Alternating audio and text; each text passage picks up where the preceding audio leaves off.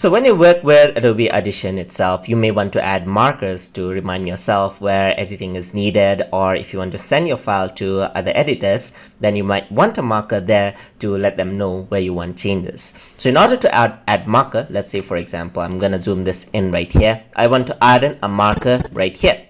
So I'm going to simply press M on my keyboard so you can see that the marker has been added. Or optionally, you can go over here and from the markers menu, if you do not see this, just go to Windows and then go to markers. You'll see this here. And here, what you can do is you can click on marker, add queue marker, just like this. If you want to remove a marker, you can simply select it and press the delete selected marker right here.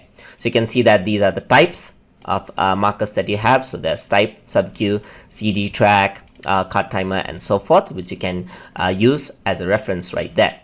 You can also rename the marker right here. So you can right click and then let me just double click right here, and you can see that there's the marker, and you can say this is change needed. All right, so that's the marker that you want to work with.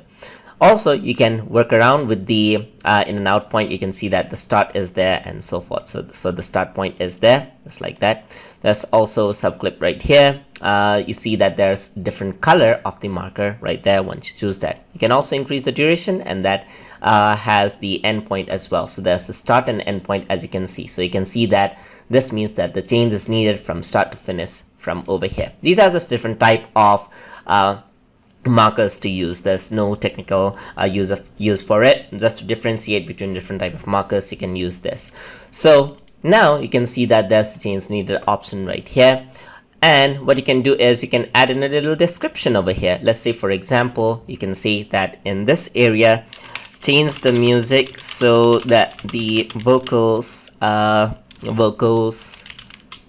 can be added, just like that. There you go. So this is the description right there. So that's how you can work with markers. So that is how you can work with markers inside of Adobe Audition. Hope you guys learned something as always. And as always, please like, comment, share, and subscribe.